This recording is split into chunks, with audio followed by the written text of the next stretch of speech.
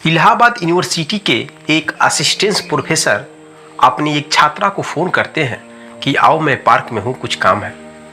दोस्तों वह लड़की उस पार्क में जाती है।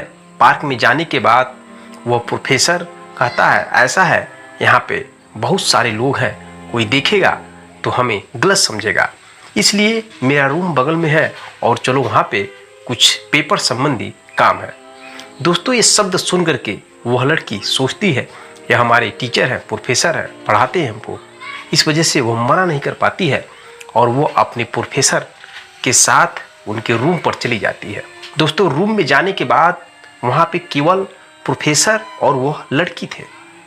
दरवाज़ा बंद कर देते हैं और वो प्रोफेसर उस लड़की के साथ गलत काम करने लगते हैं।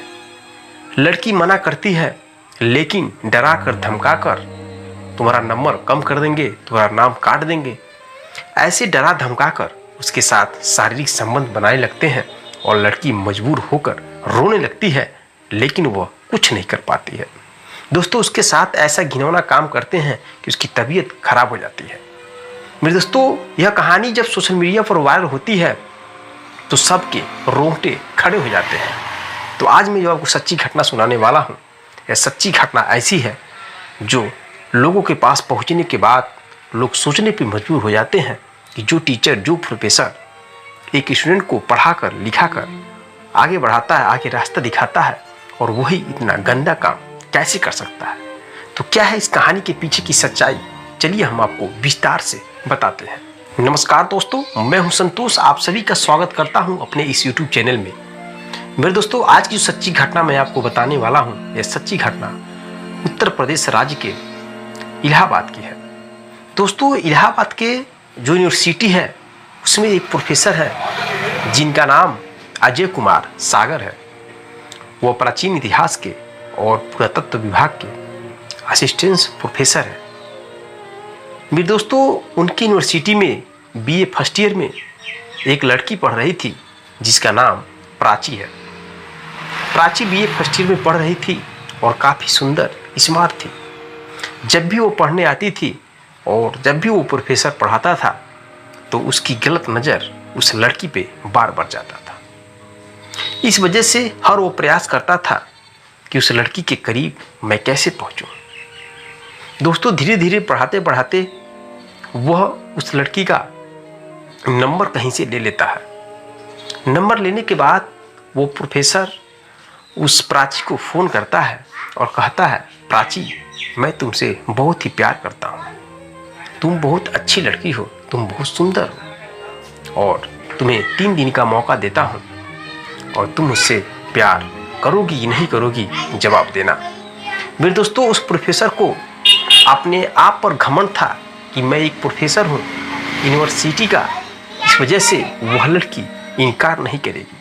उसको 100% विश्वास था कि वो लड़की मुझसे प्यार का इजहार जरूर करेगी। मेरे दोस्तों 3 दिन बीत जाते हैं लेकिन वह लड़की प्रोफेसर के नंबर पर फ़ोन नहीं करती है और न ही कॉलेज जाती है। इधर दोस्तों वह लड़की घबरा जाती है, परेशान हो जाती है, सोचती है कि मैं कैसे यूनिवर्सिटी में पढ़ने के लिए जाऊंगी, प्रोफेसर मुझे देखेगा तो मेरे बारे में क्या सोचेगा। मेरे दोस्तों करीब 5 दिन तक वह लड़की नहीं जाती है पढ़ने और प्रोफेसर का नंबर ब्लैक लिस्ट में डाल देती है।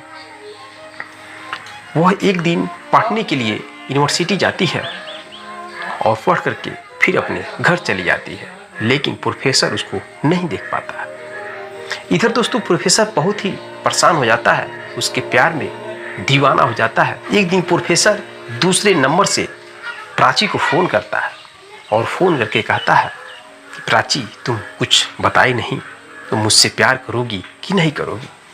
मेरे दोस्तों प्राची कहती है देखिए सर, मैं आपका साथ नहीं दे सकती और मैं कभी भी नहीं सोची थी कि आपकी इतनी गंदी नज़र है हमारे पे, आप किसी और को देख लीजिए। इतना कह करके दोस्तों वो लड़की फ़ोन काट देती है और उस नंबर को भी ब्लैक लिस्ट में डाल देती है। फिर दोस्तों प्रोफेसर परेशान हो जाता है, उसे जाने किस कदर हवस का पुजारी हो जाता है कि वो मानता ही नहीं है, उसके साथ हवस करने के लिए बेताब रहता है। फिर वह एक अलग मनगढ़ंत कहानी बनाता है अपने आप खुद उस लड़की को पाने के लिए। मेरे दोस्तों, फिर वह तीसरे नंबर से फ़ोन करता है और कहता है कि प्राची देखो, मुझे कैंसर हो गया है, मैं मरने वाला हूँ, कुछ दिन का मेहमान हूँ, इसलिए तुम मुझसे कभी काल फ़ोन पे बात कर लिया करो, मैं तुमसे बहुत ही अधिक प्रेम करता हूँ। दोस्तों, इमोशनल स्टोरी बनाकर उस लड़की को ब्लैकमेल करने लगता है और लड़की इमोशनल ब्लैकमेल हो जाती है। कभी काल वह लड़की प्रोफेसर से बात कर लेती थी। वो सोचती थी कि ये हमारे सर हैं और कुछ दिनों के ही मेहमान हैं, अगर इनकी इच्छा यही है तो लाइए हम बात कर लेते हैं।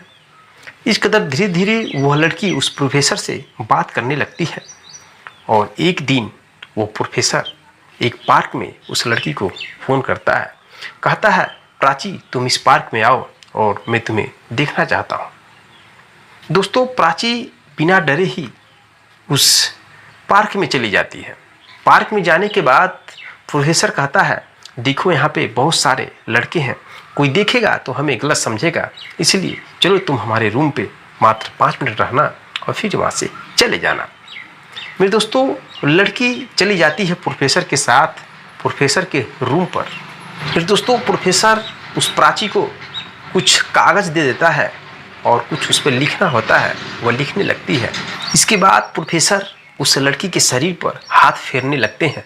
लड़की तुरंत खड़ा हो जाती है और कहती है सर, मैं आपको पहले ही मना की थी कि मुझे ये सब पसंद नहीं है और आप मरने वाले हैं, कैंसर से पीड़ित हैं और आपने कहा कि मुझसे तुम कभी कभी बात कर लो, इस वजह से मैं आपसे बात कर रही हूँ और आज मैं आपके रूम पर भी आ गई। दोस्तों, प्रोफेसर नहीं मानता है, उसको तो बहुत ही अच्छा मौका मिल गया था, इस मौके का वह इंतज़ार कर रहा था। मेरे दोस्तों, रूम बंद करके उस लड़की के साथ जोर जबरदस्ती करने लगता है। लड़की चीखती है और चिल्लाती है, लेकिन उसके मुंह में कपड़ा ठूसकर उसको कहता है अगर तुम चीखोगी चिल्लाओगी तो मैं तुमको इस कॉलेज से निकाल दूंगा और तुम्हारा बाकायदा फ़ोटो और वीडियो वायरल कर दूंगा। मेरे दोस्तों, उस लड़की का कुछ फ़ोटो और वीडियो पहले से ही उसको मिल गया था, तो उसकी वो धमकी देता है, फिर उसके साथ जोर जबरदस्ती करता है। करने के बाद दोस्तों उसकी हालत ख़राब हो जाती है। हालत ख़राब होने के बाद वह धमकी देता है कि तुम्हें या किसी को कहना नहीं है, अगर तुम कहोगी तो मैं तुम्हारा फ़ोटो और वीडियो वायरल कर दूंगा। दोस्तों, उस लड़की का कुछ फ़ोटो और वीडियो पहले से उस प्रोफेसर को मिल गया था, जो कि उसके जीजा के भाई के साथ थोड़ा संबंध था, तो इस वजह से वह लड़की डर जाती है। प्रोफेसर कहता है जब भी मैं तुमको बुलाऊंगा तब भी तुमको हमारे रूम पर आना पड़ेगा। दोस्तों, लड़की परेशान हो जाती है। परेशान होकर वह यूनिवर्सिटी प्रशासन विभाग से कहती है, लेकिन यूनिवर्सिटी के प्रशासन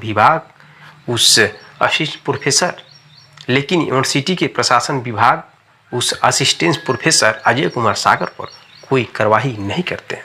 उस लड़की की बात को लोग नहीं सुनते हैं।